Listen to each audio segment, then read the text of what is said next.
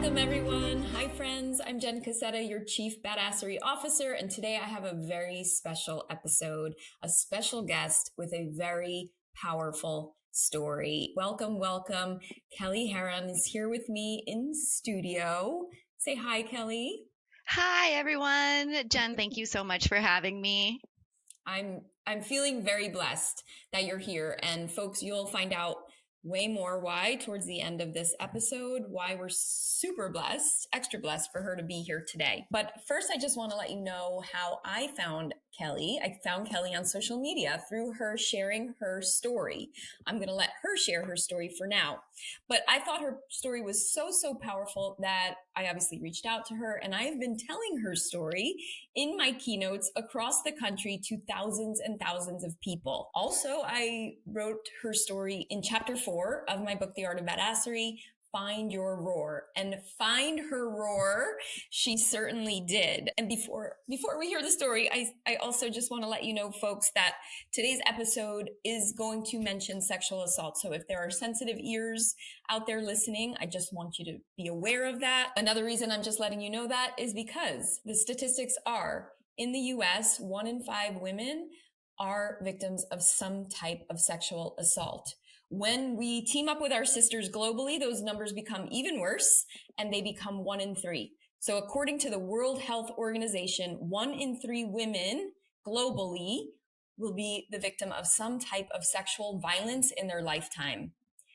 Here in the States, again, 1 in 4 college women is the stat for college-age women. So I'm just trying to give you a broad picture here of the reality of women face. So if you have never been a victim of some type of sexual assault, you definitely know someone that has. So that's why I just think today's episode is so powerful and so important that we talk about it, and that Kelly is here to share her beautiful story. So Kelly, why don't we pass it over to you and just, tell us what happened, and then I have some more questions for you.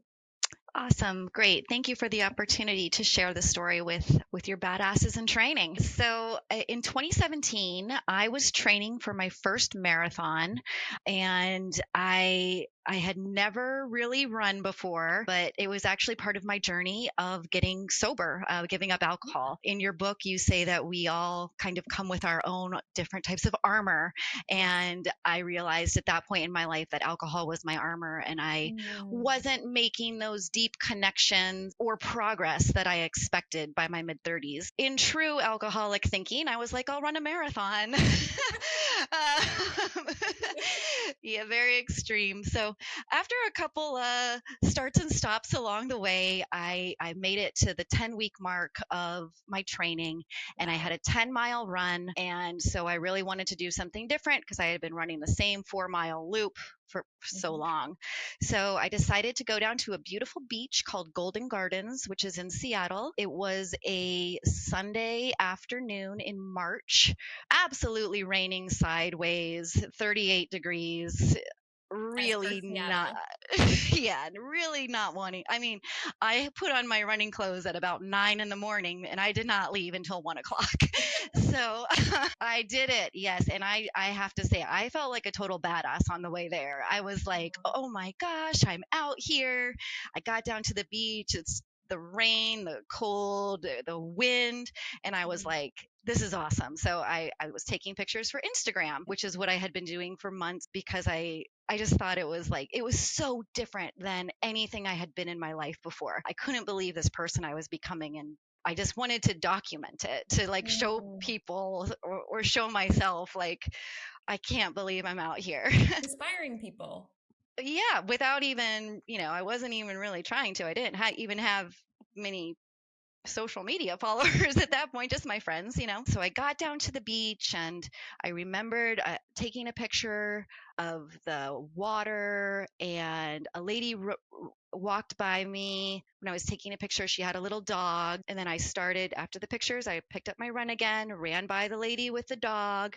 And I was about almost 5 miles in. So there's a bathroom at the beach, and any runner knows when you have the opportunity, take it. So now I had stopped at this bathroom before. And when I stopped there in the past, I paused my Garmin, and it messed up my run. And any runner knows too, like when your stats are messed up, it's so annoying. So I just kept it ticking, and I was like, I'm going to be really fast in here. So I just kept my watch going.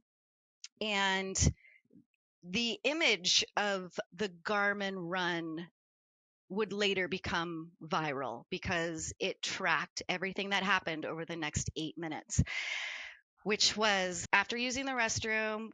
And this bathroom is gross. It's a beach bathroom. So there's sand on the floor. It's concrete. There's no mirror. It's really gross. Went over, washed my hands, put my hands under the hand dryer. And when that noise started of the fan, I felt a chill up my spine.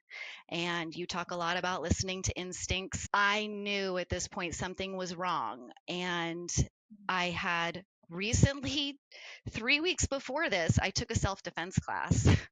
And we learned 4 principles. And the first one was trust your instincts. And so I instinctually knew something was wrong. I turned around, sensing a presence behind me. And it was a bad guy straight out of the movies. He had a puffy zip coat with a hood on. And my first instinct was to apologize, right? Because I was because he's in my bathroom.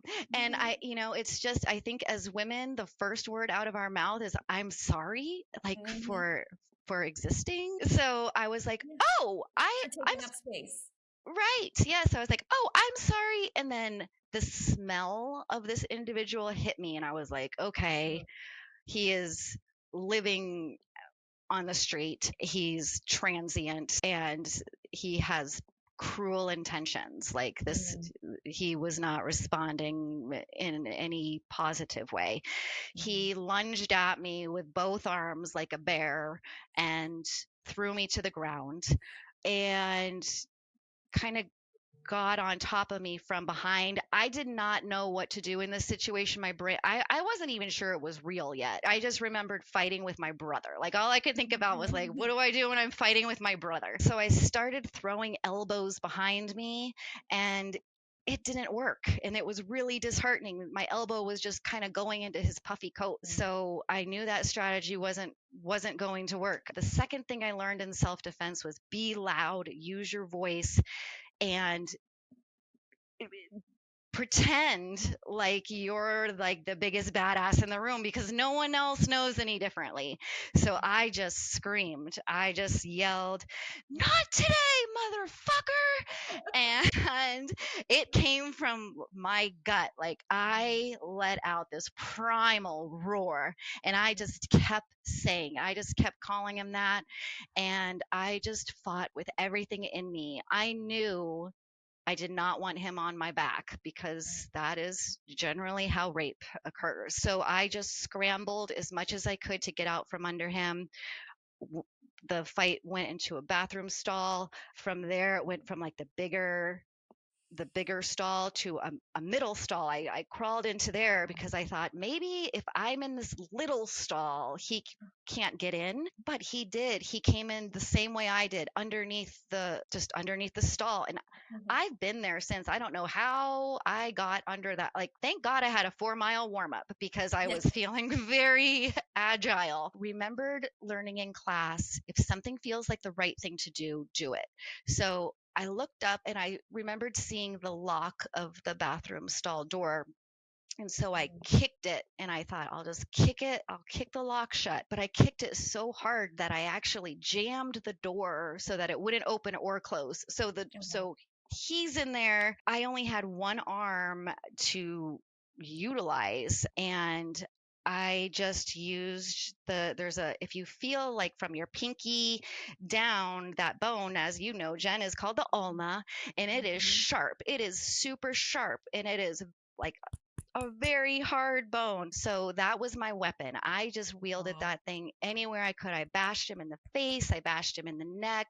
I took out my nails and scratched him in the eyeballs. And I remembered the weirdest thing was he did not make a noise. This was all happening in Wow. silence, like Ugh. complete silence except for my voice reverberating off the walls. I remembered he winced a little bit. And when I scratched his eyes, and I was like, okay, maybe I'm like, it's working, it's working. Yeah.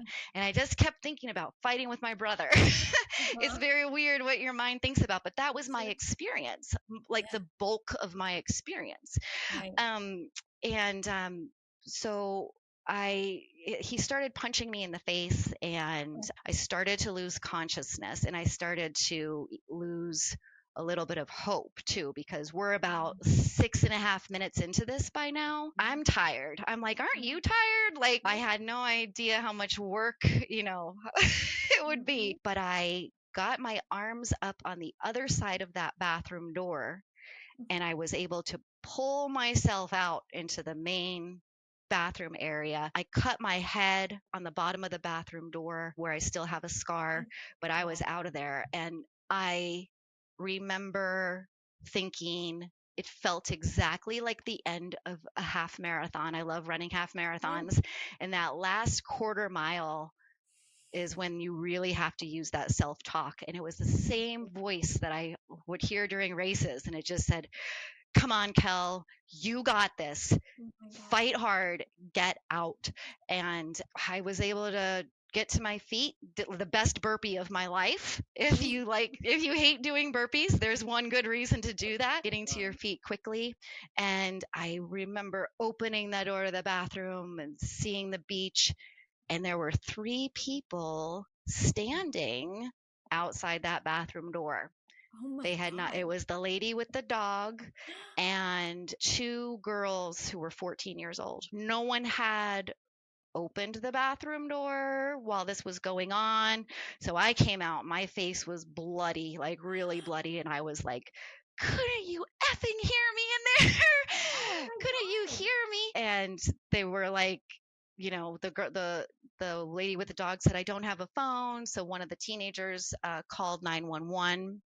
And now the guy is still in the bathroom while this is going on. So I'm facilitating the 911 call.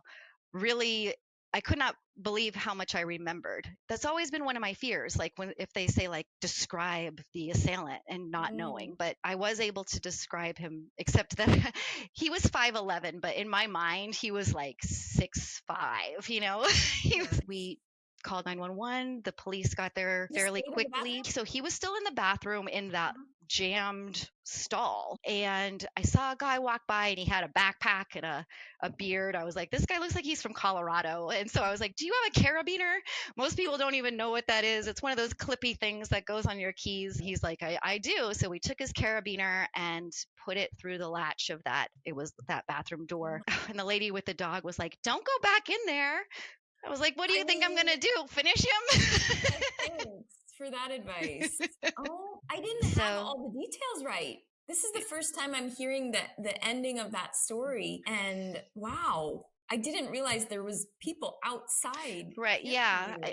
And that was one of the things that kind of frustrated me for a while over the years, was like this perception that someone came, but that guy did help me, but no one came in. No one stopped it. Total bystander effect. No blame either. I mean, these girls I am so grateful that I was the one who went in there. I could handle it. Those 2 teenage girls, like, we still keep in touch, and they're in college now. And I love seeing that, but like the way that would have affected their lives is, I would rather take that myself than put that on someone, a young girl. Very big and brave of you. Well, a lot of your listeners have daughters, and I feel like we have to look out for each other even when they're not our own. So. Yes, absolutely. And thank you for bringing up the bystander effect. I think it's really important. Something that I talk about in my self-defense classes is, don't expect people to help you. You think they would, But bystander effect is real, and sometimes it freezes people and they don't know what to do. So I just recommend like shouting at people if you know they're there. Obviously, in your case, you didn't, but shout at people and tell them exactly what to do. Get them into action. Tell them, call 911 or do this or do that, instead of this, help. Well, help you how, right? Tell people exactly what to do and do it in a commanding language. Agreed. That's a great tip. And pointing out the person you're talking to, you call 911. And a few other things I've learned, I've had years to critique my performance. I'm very proud of myself, but I'm very if I had proud it of you. to, thank you, Jen. If I had it to do again, I wish I would have done two things differently. One, just reacted a little bit sooner, throwing a forearm, there's really no way to be that quick without knowing the assault is coming, but I wish I could have been a little quicker on getting my arms in front of me. I also failed to cover my face throughout the entire assault, which left me very bloodied. Admittedly, my self-defense instructor said I did forget to teach that day. So I always like to mention cover your face. And then I wish I would have tried a rear headbutt, because I think that could have been super effective, like rather than throwing elbows, to just use my actual skull. So I think that those things could have kind of shortened it. But I'm very proud of what I did with the amount of time and training that I had, which was 90 minutes of self-defense, 60 of which were just talking. Wow. Oh my God. So you did 30 minutes of physical self-defense training. Everyone, do you hear that? One self-defense class. She is not a black belt in martial arts. She didn't take some long impact course. It was one class. And I'm so glad that you did. And I want to please beg everyone out there to please do the same. Just learn the basics, because not only does it give you the physical tools, it helps you build a little more confidence. It helps you put yourself in scenarios that you might not want to think about. And those mental techniques, I think, can be really powerful. I just want to back up to the beginning. You said something really powerful. You said, like, at first you wanted to react quicker, right? I mean, but that's like, what is it called? Like Monday morning quarterback. Like, you can't go right. back in time and you can't go back in time and change what you could do. But it's really important, because those first few seconds of an attack, or even being in that scenario, like the fact that you remember a chill up your spine is so powerful. Like your sense, your sixth sense, your intuition, it kicked in right away and it started talking to you. But again, one of the first lessons I talk about in self-defense is fear. What happens to the body when you're under serious traumatic fear? The answer is, we don't know what's going to happen, right? Absolutely. There are things that can happen. There's fight, flight, or freeze, and a mixture of all three that you'll probably run through, but you don't really know what's going to happen in the moment. So can you go back to that moment and just kind of, do you remember? And it might all be blurred, because sometimes in a traumatic situation, we blur those memories out. But do you remember what you were thinking? Like how? I do. Yeah. So time slowed down. Yep. It almost stopped. Like it was a long time, but it really felt like the amount of thoughts going through my head were remarkable. I hardly even talked to my brother. That's probably the most I've thought about him, is like all those memories, those flashbacks of just, Wow. He wasn't abusive for the record. Yeah. He was just an older brother. Yeah, but yeah, okay. The thought that I honestly had was, I'm going to get raped on this disgusting bathroom floor if I don't do something major right now. And I'm going to have to deal with it for the rest of my life. And I know that's such a morbid thought, but that's really what I thought. And, and it wasn't even accurate, because I was victorious that day. I walked out of that bathroom relatively unscathed. Yep. But just because he wasn't successful with his assault, with his sexual assault, I still I still am not, I'm still dealing with it. It's a Kelly, that lifelong. is sexual assault. He It assaulted, is. right? So He that's the did. definition of sexual assault. What you're referring to, right? That he was not successful at is the extreme of that umbrella, for lack of a better word. So yeah, Kelly, I mean, that it was sexual assault, right? Because the definition of sexual assault is any non-consensual sexual activity, right? And so I want everyone to realize that that's the definition. It's a very broad definition. What didn't happen, right? He was not successful at the far end of the spectrum. Right. Thank goodness. So And yeah. he did admit when the cops came in that he was in there with the intention of rape. Admitted that. He admitted it. Yes. Yeah. I mean, of course that's what he was up to. Yeah. Right. When the story went public, 2 other women reached out to me who, one was in the bathroom that day, right, not long before me. She said she saw a pair of boots on the ground and got a bad feeling and left. So that's again like, okay, you saw something totally suspicious, you felt unsafe, and you left. Yep. And did nothing, right? Because now there's still these 14-year-old girls in the park. And then another woman had been attacked by this man who she escaped and never reported it because she was just grateful to get away. So at the top of the episode, when you had your statistics, I think those are light, very, very light. I mean, think about the times you've been sexually assaulted that you haven't reported it, that goes on every weekend, every day, because the lot comes with reporting it. Absolutely. And I was schooled once, and I've kind of changed my approach when I was speaking a lot at college campuses on sexual assault awareness and teaching self-defense. I lightly encouraged people to report. And I remember one of the school administrators kind of having a chat with me after and saying that's actually not okay to say, because a lot of people don't report sexual assault for many, many reasons, right? And I understand that the way this system treats sexual assault victims is not set up very well. In fact, sometimes it could be downright horrible, especially on school campuses. Sometimes they'll put the assaulter and the victim in the same room and have to talk to each other. I mean, it's terrible. It's archaic. Yeah.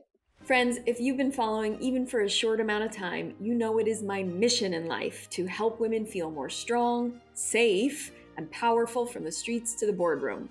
One of my very favorite products to help you, your daughters, your nieces, and even your aging relatives stay more safe is Invisaware jewelry.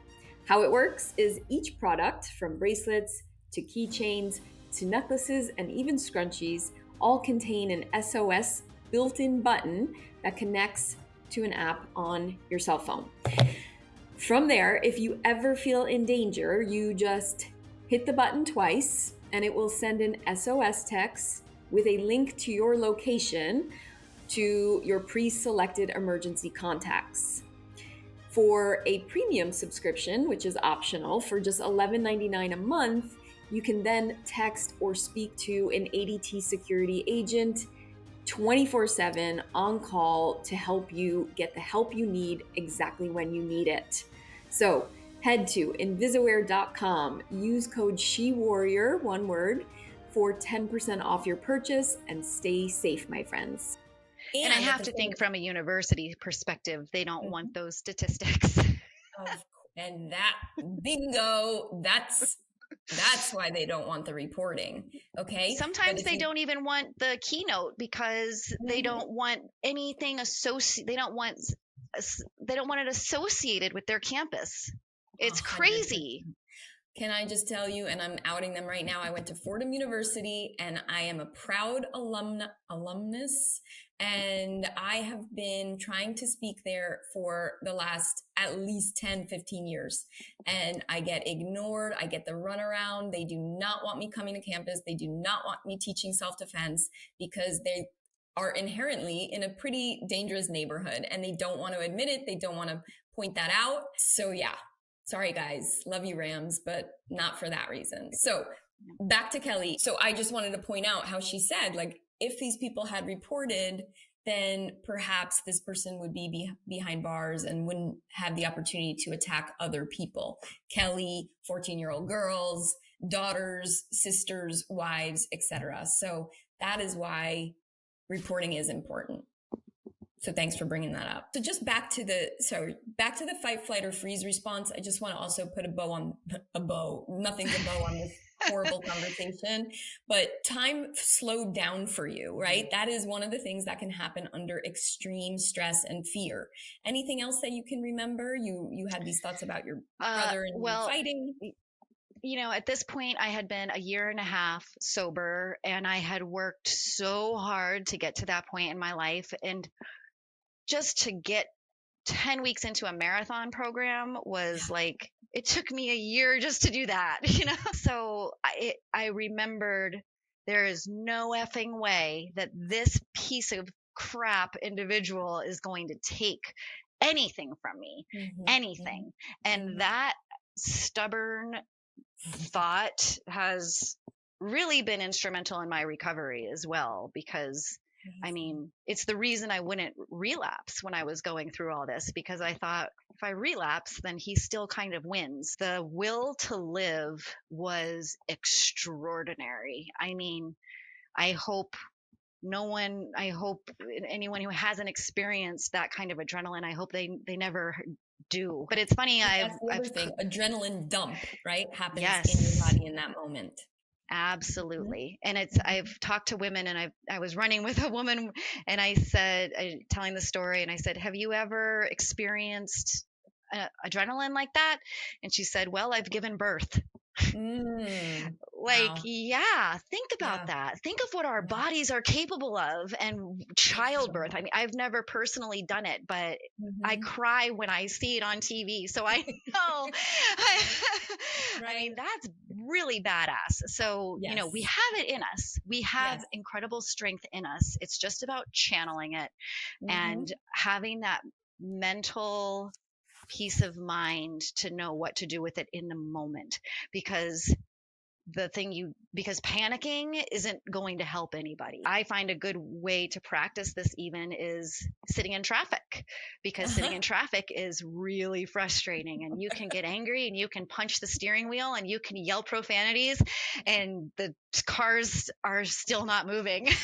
So it's a really good place to practice mindfulness and trying to be calm and acceptance. Yeah. I mean, most people don't rise to the occasion in a panic situation. Right. And I mean, it's normal because of all those things: fight, flight, freeze. These are normal things that are going to happen. So how does one tap into that primal, you use the word primal, and I love it because I use that word, primal instinct that we all have. Every woman in this world has a primal instinct to be able to protect herself. It's been in us, it's in our DNA. And for some reason, many reasons, we have been trained out of it, right? By society. So how do we do that? And I'm going to pass that over to you, but I also want you to talk about your battle cry a little bit more. Sure. I've always been really, like, I remember in my 20s being in the bar, if someone would touch me inappropriately, just turning around, pointing in their face and saying, no, do not touch me. So I've always been pretty good about being assertive. Really, it pisses me off. Honestly, it makes me so angry. And I was so mad during that whole thing. Like, people asked about the fear. Like, I didn't have time to be afraid. I was pissed. And it was like every guy in my whole life, whoever wronged me, it just all culminated in that moment. And I was able to just completely unleash the fury. In your book, you talk about expletives and how they can be very powerful when used appropriately. And, some mothers, I shouldn't say mothers, but some women over the years have said, well, she could have done it without using those words. And it's like, Oh, no, shush. those words were 100% appropriate in that Yes. circumstance. Those are, Yes. you want to dig into that expletive vocabulary and pull out every gun you've got with it, because it's shocking. They don't expect it. They start to question what have I gotten myself into with this woman? I loved just that Absolutely. paragraph in your book where you're using like the F word every other one. I'm like, Yeah. like, And yeah, it makes it's people supposed really to. uncomfortable. It does. And that's the point. That's the point. Yes. That's the point. We're supposed to make people uncomfortable when they're encroaching on our boundaries. Yes. Especially in a physical way. Yes. And so the other Kelly's thought, battle cry was, yes. Say it again. Say it again for everyone to hear, because it sticks in people's heads. Not today, motherfucker. Yes. I mean, really, and I said it twice, and then like the third time I was like, all right, I'm getting beat up. I need to set the battle cry aside. More punchy, less talky.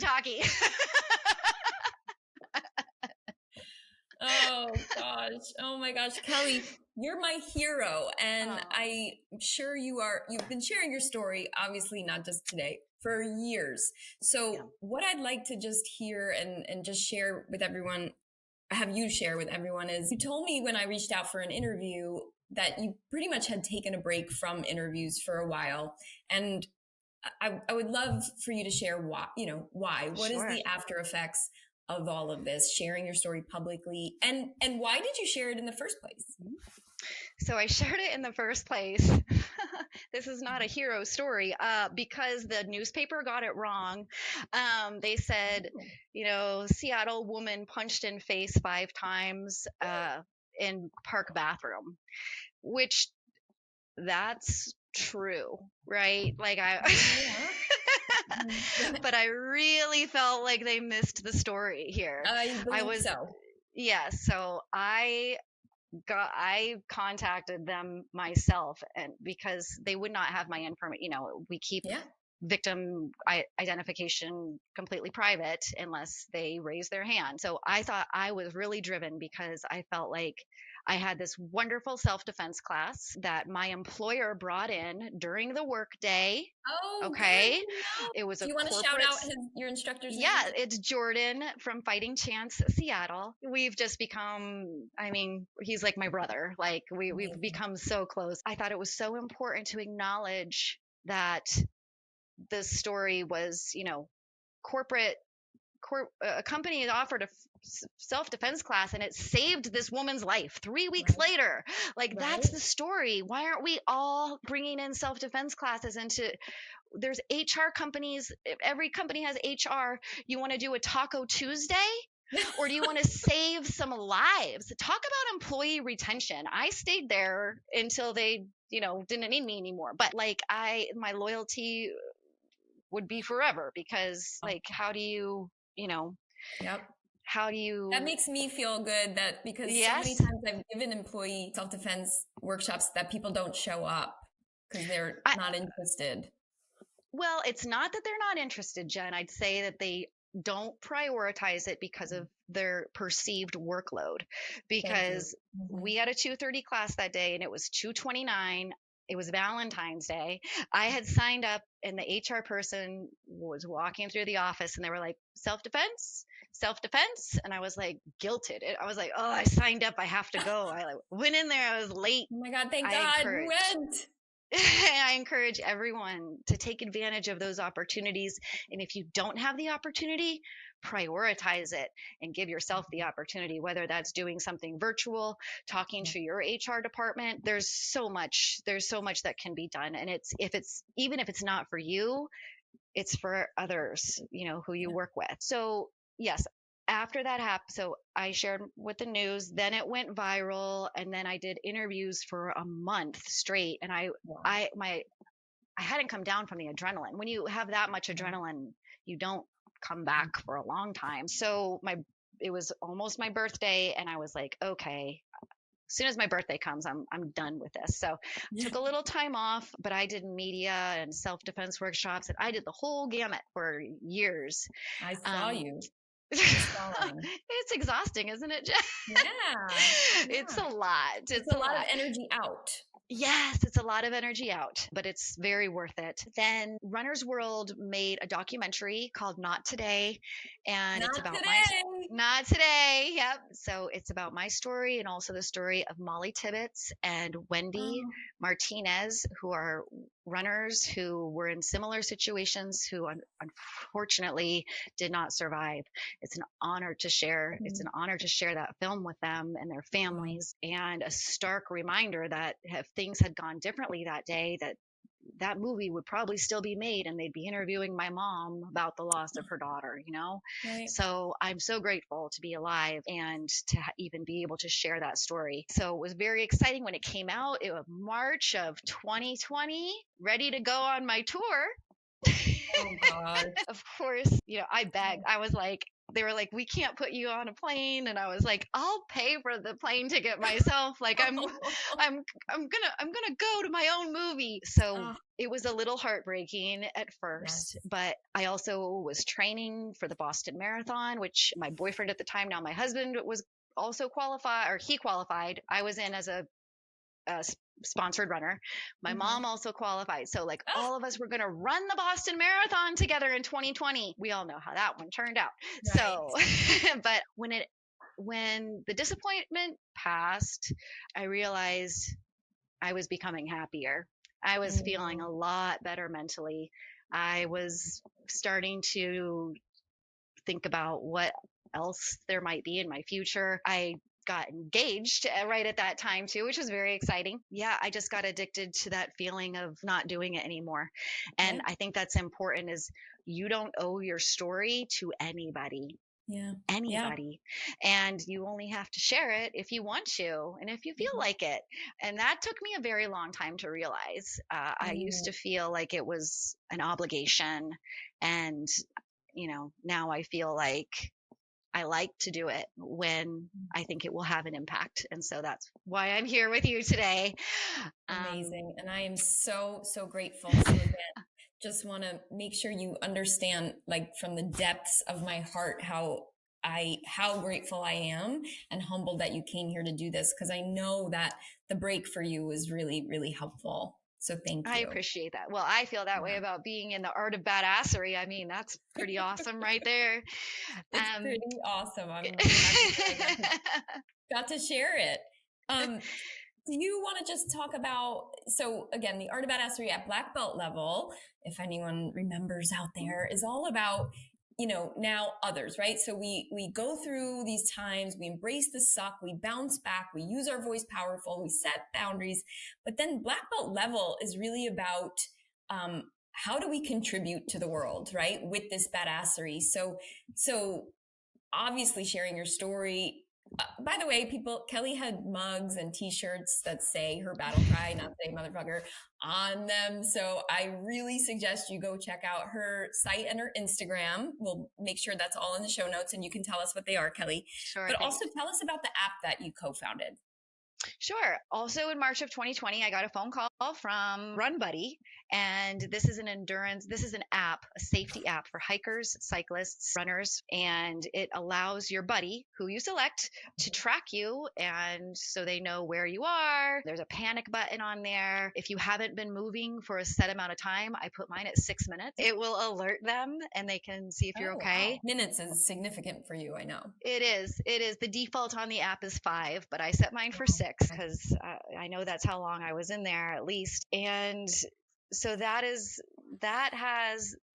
gives me peace of mind. It gives my husband peace of mind. He can see where I am. It also is great on race day. He knows where I am and can hold up my poster. So I'm honored to be part of that. And I figure between the app and the Not Today movie, like, that really allowed me to free myself of doing a lot of the interviews, because it's like I am able to make an impact almost in the background. Like, it still is passive impact. That app alone, the story alone, the impact that you're having can actually save lives. Absolutely. So yeah, so if you had to leave just a couple of key pieces or advice Mm-hmm. for victims of sexual assault, Yes. survivors, let me rephrase Mm-hmm. that. Survivors of sexual assault, and just people in general that love to go out and run and do, hike and be active and be outside and do it alone, which is totally fine. What are some of your key takeaways? Absolutely. So for recovery, the instrumental thing for me was therapy, EMDR, eye movement desensitization and reprocessing. I had never heard of it. I wasn't sure about it. It kind of looked like hypnosis but it is not. But it is a form of therapy that can help you to reprocess memories in a way that is not physiologically disruptive. So I can tell my story and my heart rate is 62 and just kidding, it's 92. But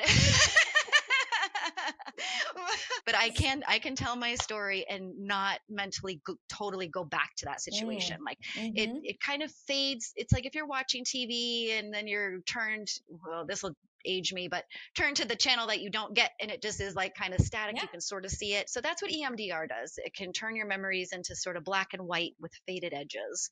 Much easier. I had that. I wish I had that for 9/11. I agree. When I read your book, that's the first thing I thought.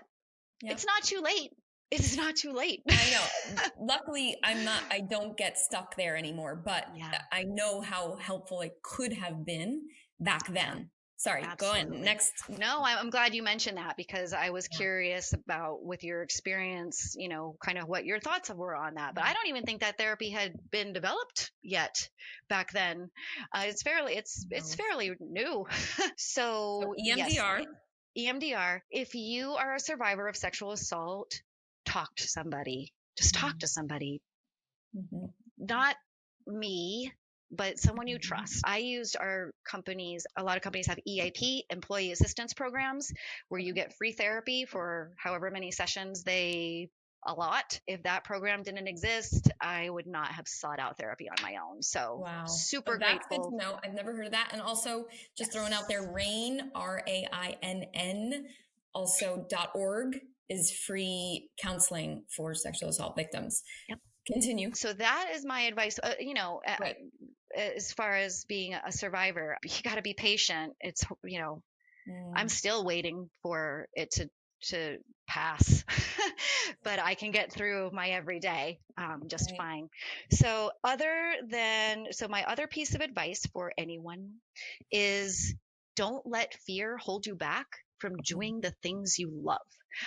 I mean, for years, the internet can be a cruel place, as you know, but the number of times it has been suggested to me that I get a treadmill, I am not interested in running on a treadmill. No. At all. That sounds like a hell in itself, right? Yep. Like, is it safer? Maybe, but zero interest in running on a treadmill. Yeah, if you want to run outside, run outside. If you want to run alone with an app like Run Buddy or many of the other apps out there. You can be alone without really being alone because someone can have, someone can keep tabs on you. So, but also the book, The Power of Fear. Gift of Fear. Ooh, thank you. I'm like, The Power of Fear. The Gift of Fear should be required reading, I think, for every high school graduate. It is all about that, why we have those instincts, right? And not shutting them down, not shutting those instincts up.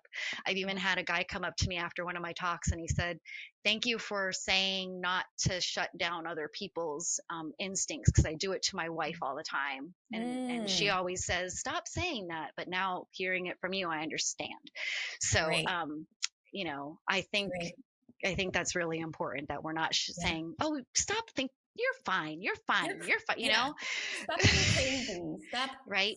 Yeah. Stop being paranoid. That's a big one. Right. And fuck politeness, because I would rather hurt someone's feelings and be wrong than, for example, get into an elevator with someone who makes me uncomfortable and now I'm stuck in a steel box with someone who's scaring me. So I would rather just say, oh, wrong floor. I'll take the next one. Exactly. It's okay. Yep. 100%. So, Thank you. Thank you. Oh my God. Yes. So we have so many takeaways, and I'm going to make sure that we have show notes. What's your Instagram and what's the best way people can find you and watch your film? All right. So I have a website, not today, mf.com. There's also links on there if you want to see the shirts on Amazon. Run Buddy is the app. And Not Today is available for free on YouTube. It's about 35 minutes long, so it is readily available for anyone who wants to watch it and share. Also, talk to your HR companies, get Jen in there, or, and like take a class. One is not enough generally, but it's a start. It at least gets the wheels turning in the mind, thinking about it. And it worked for you. So it worked for me. Yep. Yeah.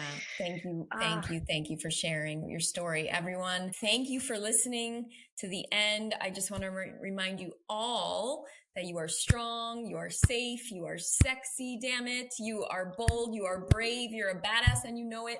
And you have a primal instinct inside of you that if tapped into, you will be able to protect yourself against anything.